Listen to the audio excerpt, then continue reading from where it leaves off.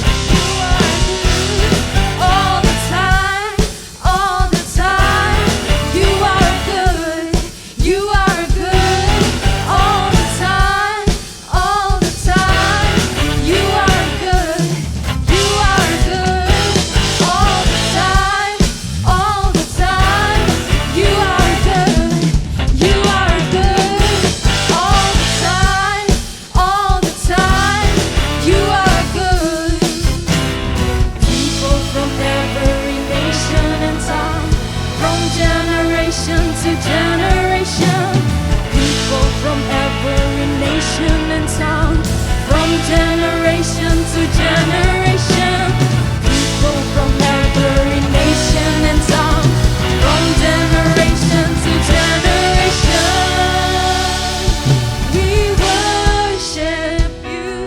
Mari sama-sama berikan pujian buat Tuhan, amin. Karena Tuhan kita, Tuhan yang baik.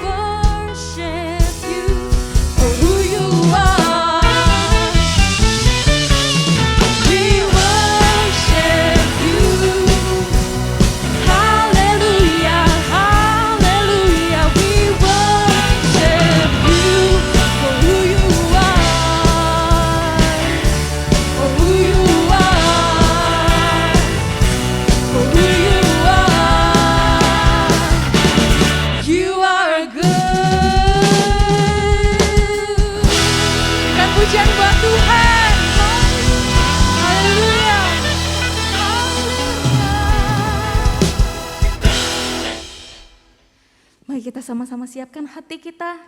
Kita mau menyembah Tuhan. Bertahtalah atas setiap pujian kami Tuhan.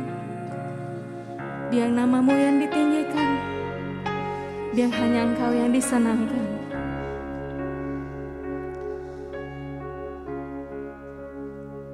It was my cross you bore, so I could live in the freedom you died for. And now my life is yours, and I will sing of your goodness forevermore. Worthy is your name, Jesus. You deserve the praise. Worthy is your name. Worthy is your name, Jesus. You deserve the praise. Worthy is your name.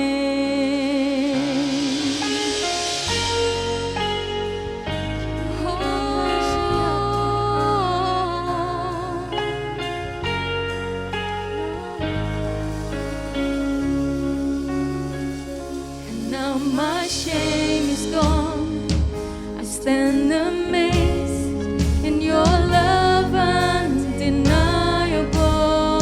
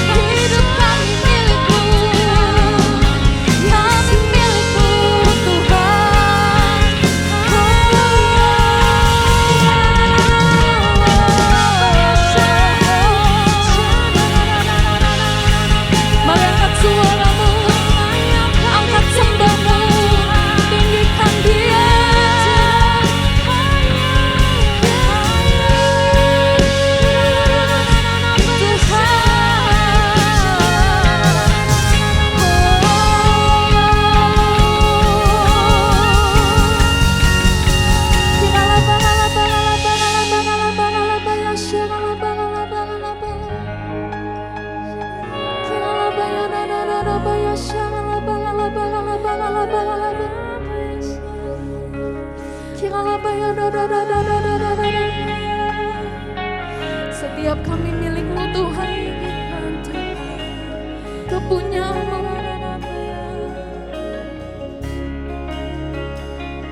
I'm already loved, I'm already chosen. I know who I am, I know what You've spoken. I'm already loved more than I could imagine, and that is enough. Oh, I'm already loved, already chosen. Sebab di dalam-Mu kami tahu siapa kami, anak yang dikasihi Tuhan. Oh, kami milik-Mu Tuhan. That is enough. Oh, I'm already loved, I'm already chosen. I know who I am, I know what You've spoken. I'm already loved, already loved. Hey, yeah, yeah. One more time sing. Already loved. Dengan iman katakan.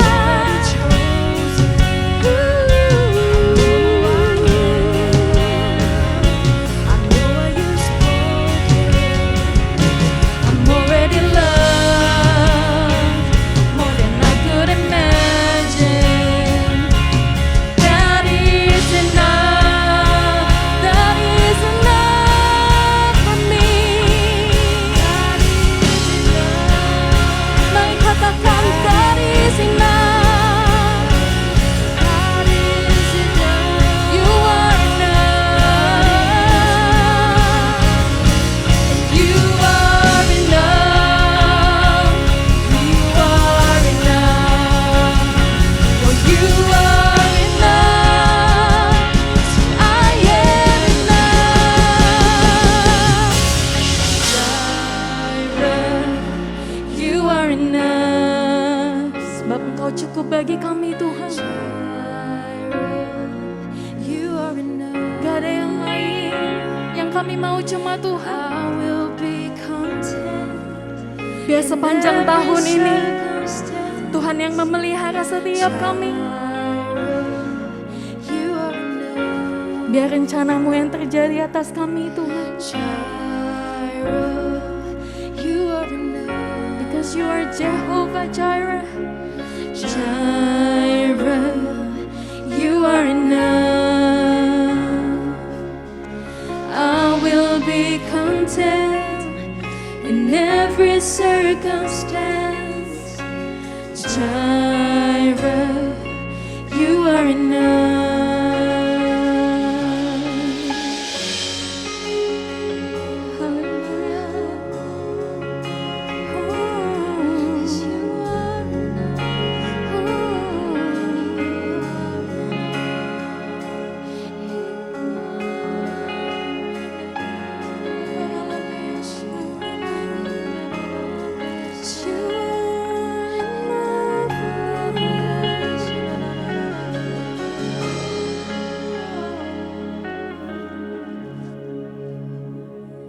Shalom, yang professionals dan yang couples dimanapun Anda berada. Izinkan saya mengucapkan selamat Natal dan juga selamat Tahun Baru 2022. Apa kabarnya? Saya berdoa semua dalam keadaan baik, aman dalam lindungan Tuhan. Amin. Pertama-tama saya mengucapkan terima kasih kepada Tuhan Yesus dan juga kepada Pak Gembala beserta Pastor Eradi dan tim yang sudah mengizinkan saya untuk sharing di awal tahun 2022 ini. Tahun lalu 2021 adalah tahun yang penuh dengan kejutan dan dinamika. Ada hal-hal yang baik.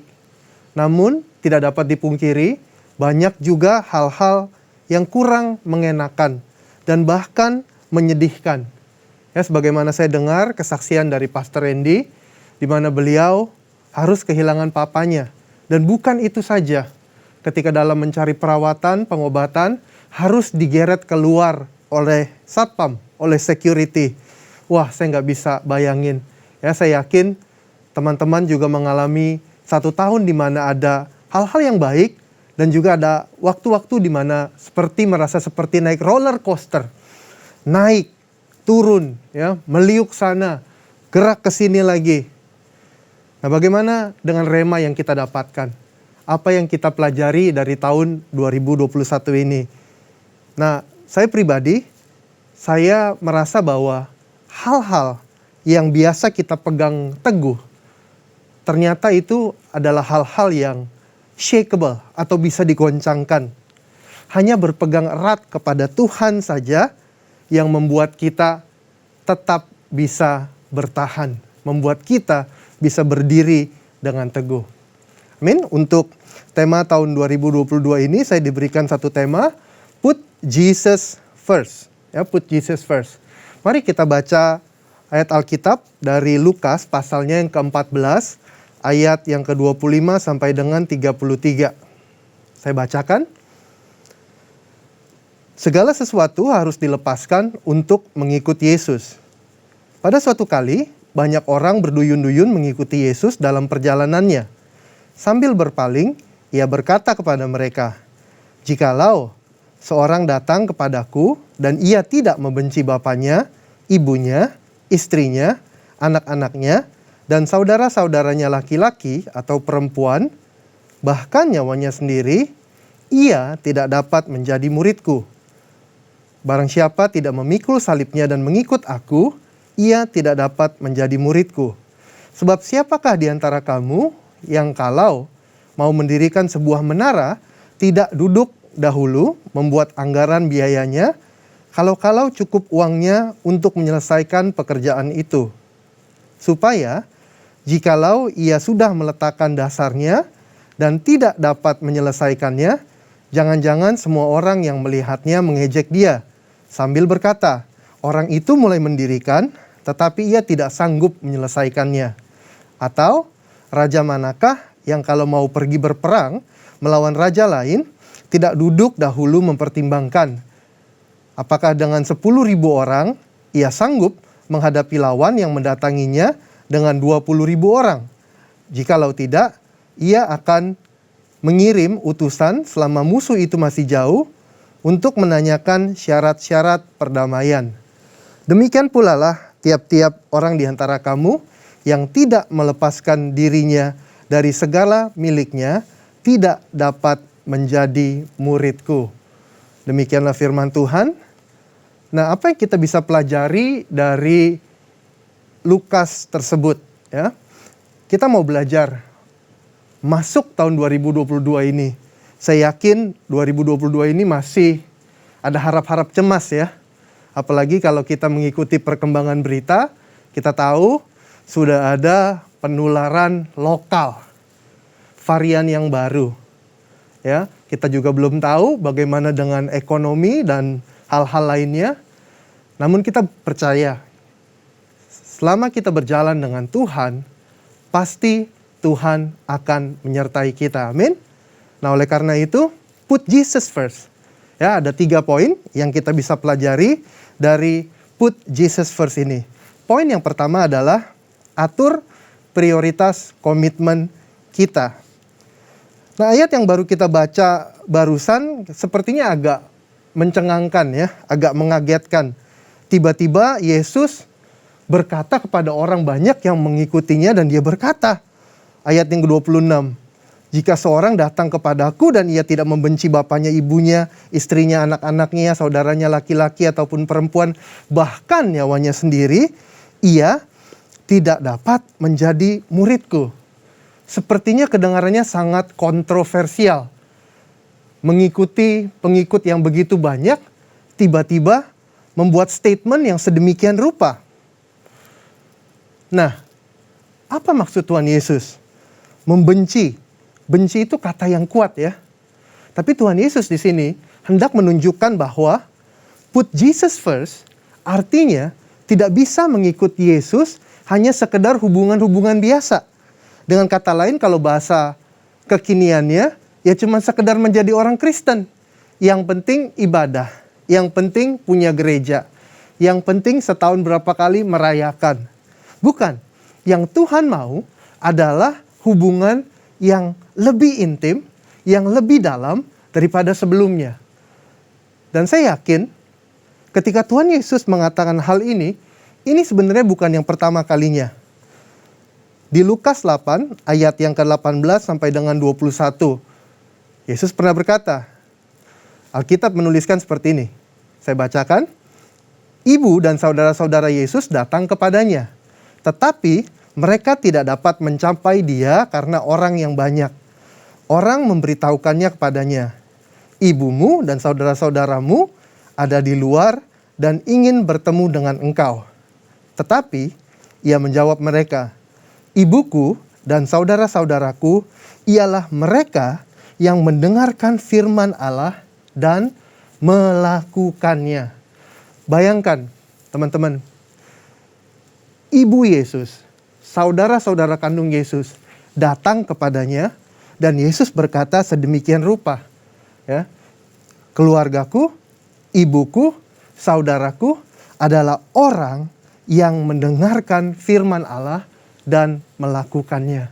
Sekali lagi, ini menunjukkan bahwa yang Tuhan Yesus inginkan bukan hanya sekedar hubungan saja, apalagi seperti hubungan kontrak. Kalau kita beribadah, Tuhan memberkati kita. Kalau kita berdoa, Tuhan mendengar, menjawab doa kita. Tuhan Yesus tidak menginginkan seperti itu. Kita tahu sebagai yang professionals, mungkin yang couples, ada banyak prioritas. Mungkin prioritas kita yang utama adalah pekerjaan kita. Ya, kita tahu kita harus menafkahi diri kita sendiri dan kita tidak boleh bergantung kepada orang lain. Mungkin prioritas kita juga keluarga kita. Mungkin anak kita yang baru lahir. Untuk keluarga-keluarga muda, ya, anak-anak biasanya menjadi fokus, menjadi prioritas. Tapi Tuhan Yesus ingin mengatakan bahwa mari kita cari Tuhan, mari kita cintai Tuhan lebih dari segalanya. Amin. Ya, saya tahu ini sepertinya kedengarannya tidak mudah. Namun Roh Kudus pasti memberikan kekuatan bagi setiap kita. Dan ketika Tuhan Yesus berkata, yang menjadi ibuku, saudara-saudaraku adalah orang yang mendengarkan firman Tuhan dan melakukannya. Mari kita atur prioritas hidup kita. Berapa banyak waktu yang kita luangkan untuk Tuhan. Pastinya kita tidak bisa hanya duduk diam dan tidak melakukan segala sesuatu dan hanya berdoa saja. Bukan seperti itu. Tetapi di dalam pekerjaan kita, adakah kehadiran Tuhan?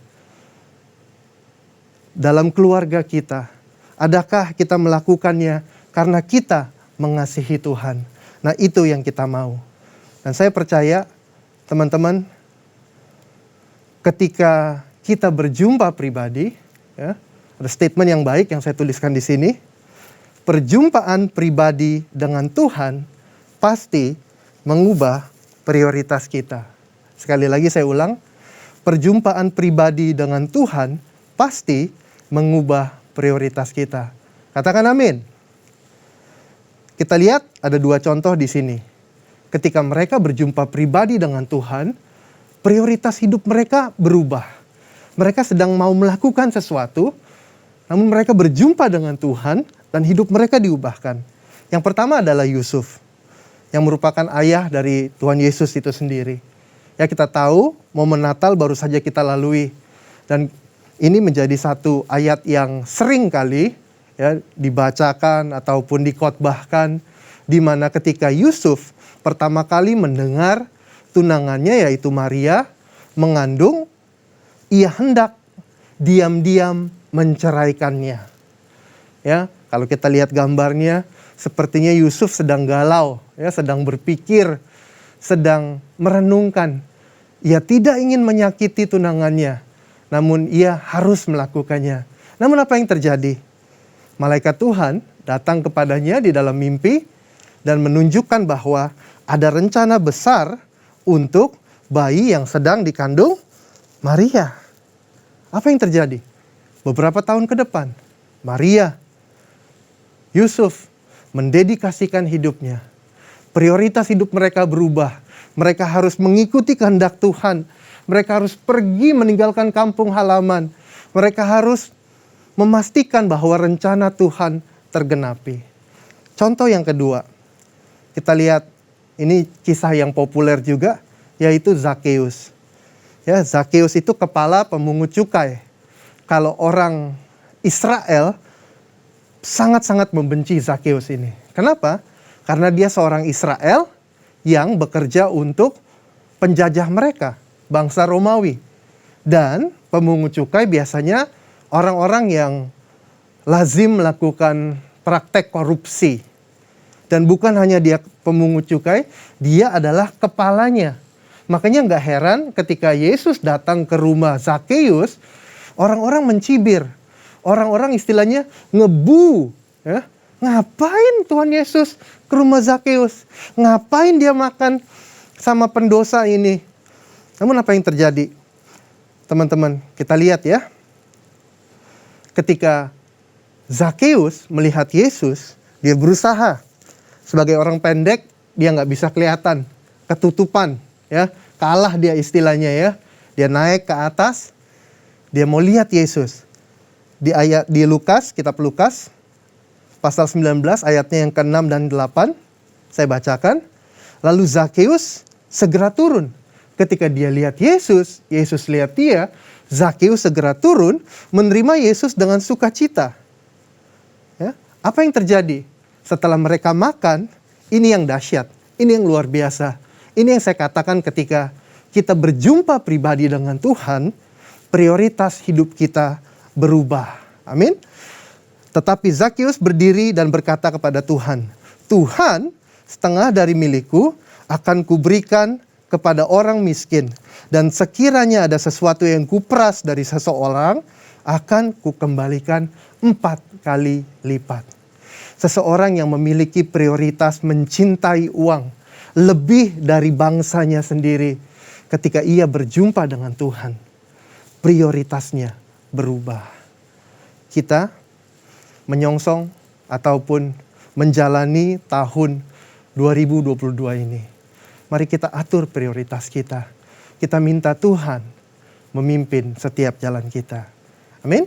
Itu poin yang pertama. Poin yang kedua, kita harus memikul salib dan ikut Yesus setiap hari. Ya.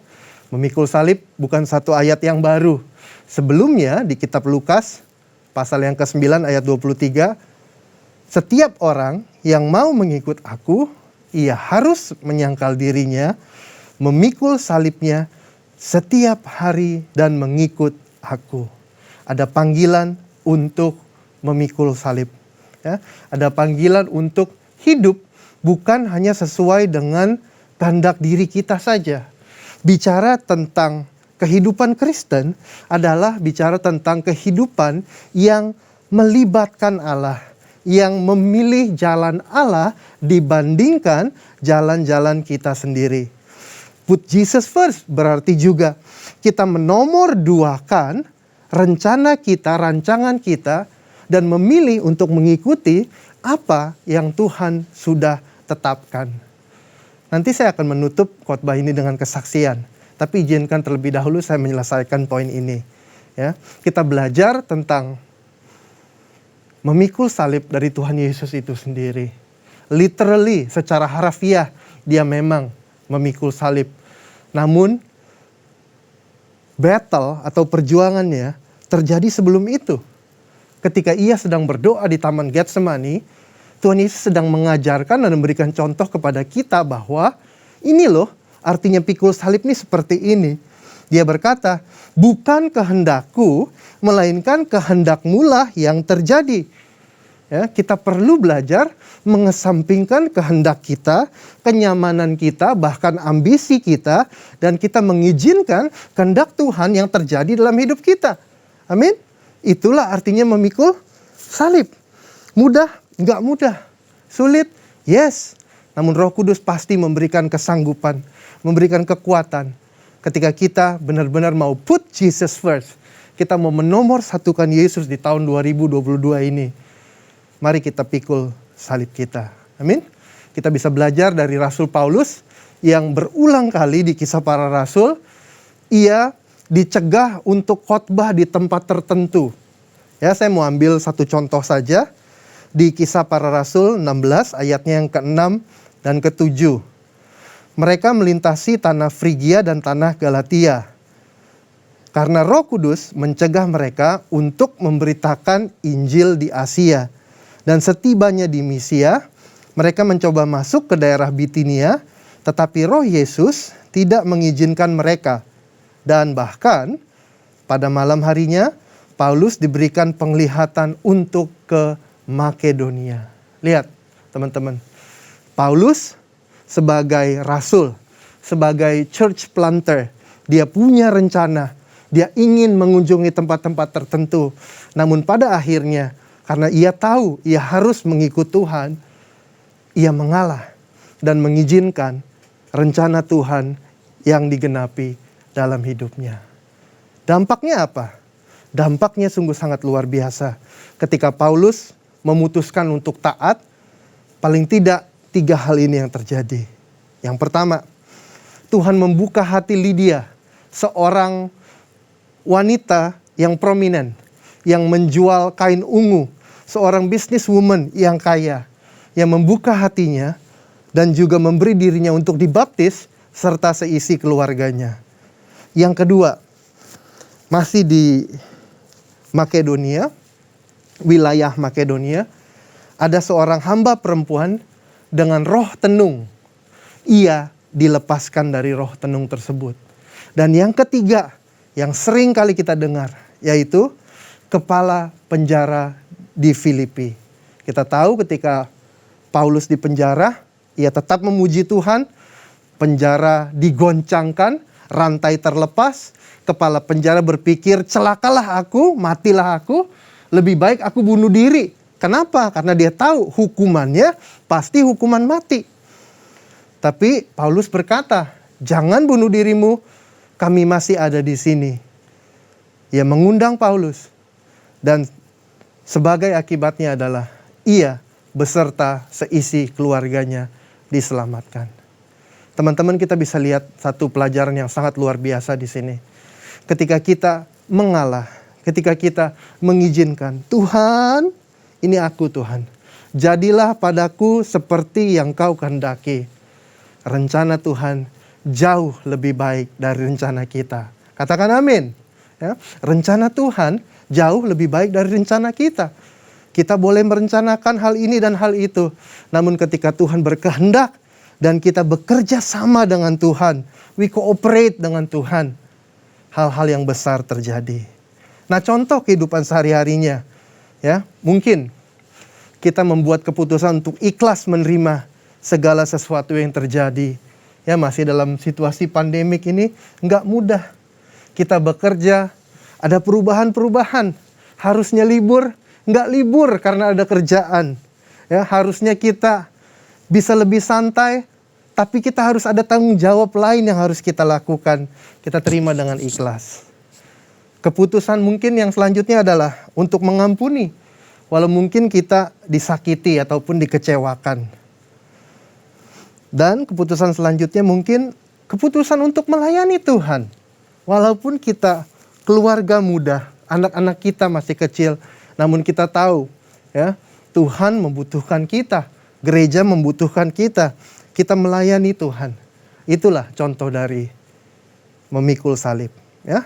Poin yang ketiga yang kita bisa pelajari adalah untuk melakukan perhitungan dan perencanaan. Makanya di awal kita mengutamakan Tuhan terlebih dahulu. Ya, kalau kita nih biasanya nih, kadang saya sendiri juga biasanya gitu. Awal tahun kayaknya kita udah tahu lah apa yang akan terjadi. Kita buat New Year resolution, ya, dengan logika kita, dengan kalkulasi kita, dengan otak kita, dengan pengalaman kita. Namun apa yang terjadi? Kadang rencana Tuhan supersedes, rencana Tuhan mendahului rencana kita. Ya, tapi tetap kita perlu berencana. Ya, makanya di poin yang ketiga ini kita mau melakukan perhitungan. Tapi biarlah perhitungan dan perencanaan itu terjadi setelah kita menomor satukan Tuhan. Amin. Ya. Nah, menarik sekali contoh yang Yesus berikan adalah tentang membangun menara dan juga pergi berperang. Kayaknya lucu gitu ya, tiba-tiba ngikut Yesus dan ngomong tentang hal seperti ini. Tapi hal tersebut ternyata sudah dibuktikan dalam kehidupan sehari-hari. Ya. Nah, teman-teman bisa lihat di layar ada National Monument of Scotland, ya. Mirip dengan satu bangunan di Athena ya. Karena memang rencananya mau membuat seperti itu. Lokasinya di Calton Hill, Edinburgh. Tujuan bangunan tersebut adalah sebuah peringatan masa lalu dan motivasi ataupun dorongan untuk masa depan kepahlawanan orang Skotlandia. Namun apa yang terjadi? Benar-benar seperti yang Alkitab katakan, kalau kita tidak melakukan perhitungan dengan sungguh-sungguh, jangan-jangan kita mulai membangun dan akhirnya kita malu sendiri. Dan itulah yang terjadi. Ya, perencanaan dilakukan di tahun 1823 sampai 1826, dan di tahun 1826 pembangunan mulai dilakukan. Dan di tahun 1829 karena tidak cukup uang, pembangunan tersebut harus terhenti. Artinya apa? Kalkulasinya nggak tepat, perhitungannya nggak tepat. Nah, ketika kita melakukan put Jesus first, bukan berarti hidup kita tuh mengalir aja. Oh, mengalir aja, menomor satukan Tuhan lalu, oh mengalir. Segala sesuatu yang mengalir ujung-ujungnya ke laut. Ya, ke pantai, ke laut, sampai di tengah laut, udah nggak mengalir lagi. Apa yang terjadi? Terapung-apung kita, ya, cuman goyang di laut. Dan kita nggak mau seperti itu, amin. Ya, kita mau hidup kita berserah kepada Tuhan. Hidup kita memikul salib, dan pada saat yang sama kita juga memiliki satu perencanaan ataupun perhitungan, amin. Saya yakin saya bicara dengan yang professionals, yang couples, yang membuat budgeting, planning itu mungkin hal-hal yang biasa. Mari kita lakukan dengan menomorsatukan Tuhan terlebih dahulu. Ya, saya akan tutup khotbah hari ini dengan sebuah kesaksian di mana ketika kita menomorsatukan Tuhan, kita mengizinkan rencana Tuhan mendahului rencana kita, hal-hal yang luar biasa terjadi. Nah, teman-teman, profesi saya adalah guru, ya. Saya sempat mengajar di SD, sampai akhirnya sekarang mengajar di secondary school dan juga junior college. Di tahun keempat, saya masih ingat, saya tiba-tiba dipanggil ke kantor. Wah, ada apa nih ya? Pikiran sih positif aja. Wah, jangan-jangan mau dapat berkat nih. Haleluya ya. Namun tiba-tiba dikatakan bahwa, ditanya, Leo, kamu suka nggak ngajar sains? Sains? Enggak. Karena saya orang sosial. Saya nggak gitu suka sains. Kamu dari sekolah tertentu ya? Iya, benar. Nah, sekolah itu bagus tuh biasanya. Waduh, saya udah mulai curiga nih. Ngarah-ngarahnya kemana nih percakapan ini nih. Lalu dia berkata, oke, untuk tahun depan saya minta kamu mengajar sains kelas 3 dan kelas 4. Saya sempat bingung gitu ya. Aduh, suka aja enggak. Menguasai enggak terlalu lah. Namun karena SD lebih mudah dipelajari. Dan kejadian tersebut, ya di depan bos saya harus terima. Ya oke. Karena kan dapur harus ngebul ya. Bener ya. Kita nggak bisa, nggak suka, udah kita berhenti aja kayak begitu. Saya terima. Namun saya bertanya-tanya, Tuhan, apa saya nggak layak menjadi seorang guru agama? Atau apakah ada saya melakukan kesalahan fatal Tuhan di 2-3 tahun saya mengajar, sehingga sepertinya saya diturunkan, ya, ngajar udah ke secondary school, diturunkan ngajar kelas 3 dan keempat.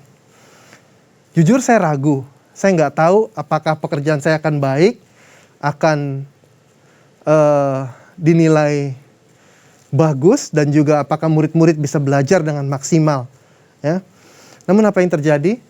Ketika kita benar-benar berserah kepada Tuhan, Kita pikul salib kita. Kita izinkan rencana Tuhan yang terjadi. Karena kadang Tuhan bekerja melalui atasan kita juga. Kita belajar ketaatan. Walaupun gak enak, asal kita nurut, ada berkat Tuhan. Amin. Nah, pada akhirnya 2 tahun saya bisa lewati. Saya cuma mau katakan, pertolongan Tuhan sungguh luar biasa. Dan saya mendapatkan appraisal, penilaian yang sangat baik oleh kepala departemen. Dan saya mendapatkan significant raise. Ya. Dan juga yang paling penting adalah saya menjadi saksi hidup di mana Tuhan yang berkuasa dan bertahta bukan hanya di gereja, bukan hanya di hal-hal yang berbau rohani, tetapi dalam hidup saya dan juga pekerjaan saya. Ya, sekarang kadang-kadang saya dijadikan contoh. Ya, kalau guru nggak mau ngajar mata pelajaran yang lain, tanya Mr. Leo. Ya, puji Tuhan. Ya, karena pertolongan Tuhan, saya mengajar beberapa macam mata pelajaran.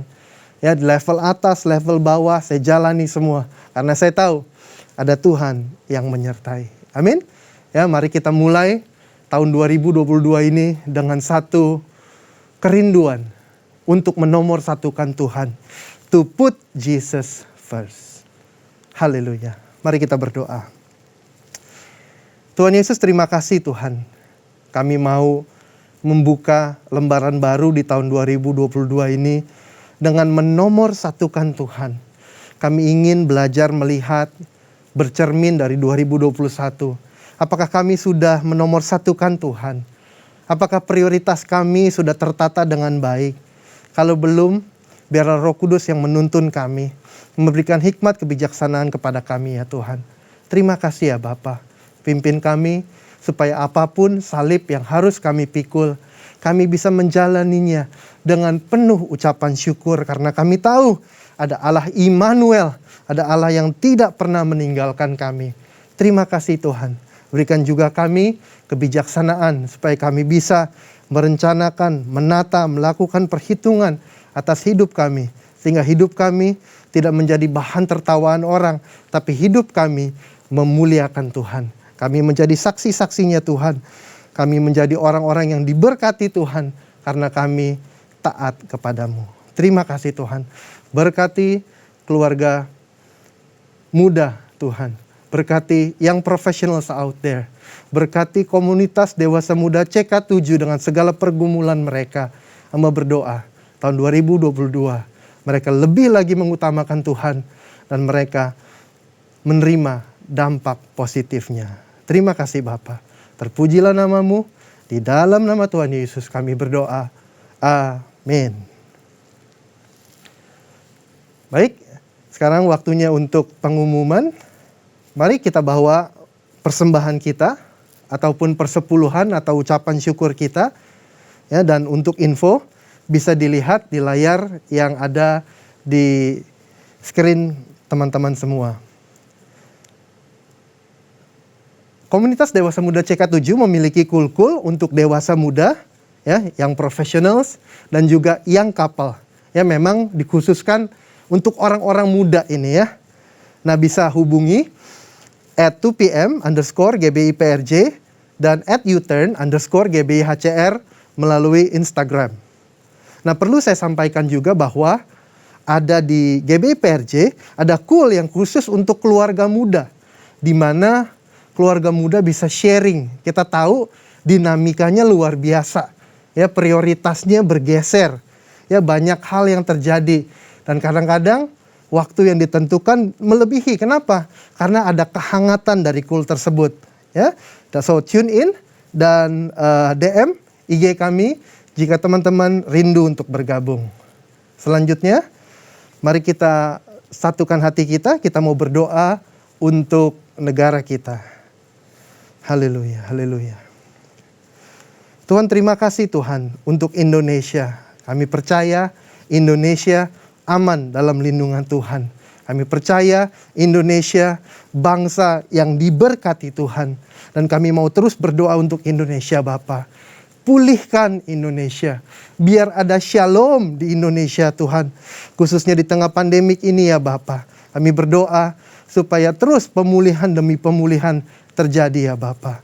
Kami juga mau berdoa mendukung Presiden dan Wakil Presiden kami, Pak Joko Widodo dan Pak Ma'ruf Amin Tuhan. Dan segenap pemimpin Tuhan, supaya mereka bisa membuat keputusan berdasarkan takut akan Tuhan dan juga cinta akan bangsa dan tanah air.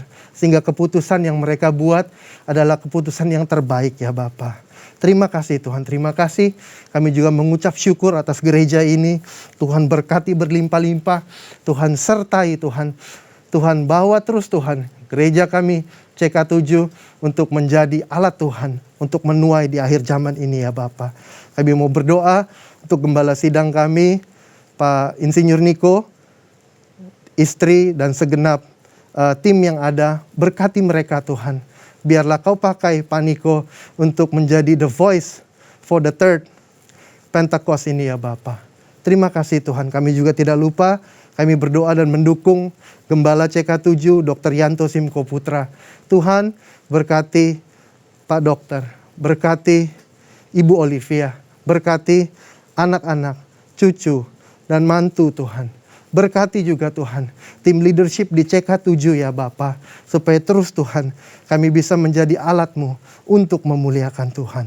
Terima kasih Bapa, terima kasih. Tidak lupa kami juga berdoa mendukung untuk frontliners yang masih berjuang di depan sana ya Bapa. Harus menaruh kepentingan umum di atas kepentingan mereka sendiri. Kami berdoa ada hikmat, ada perlindungan, proteksi dari Tuhan. Sehingga mereka bisa melakukan tugas tanggung jawab mereka dengan baik. Sekarang waktunya untuk kami menerima berkat daripada Tuhan. Jemaat Dewasa Muda CK7, mari kita angkat kedua tangan kita dan terimalah berkat yang berlimpah-limpah dari Allah Bapa di sorga, kasih karunia dari anaknya yang tunggal Tuhan Yesus Kristus, dan persekutuan yang intim dan manis dengan Roh Kudus menyertai kita dari sekarang sampai Tuhan menjemput kita kembali untuk kedua kalinya bersama dengan saleh-salehnya dan bahkan sampai selama-lamanya. Semua yang percaya katakan amin.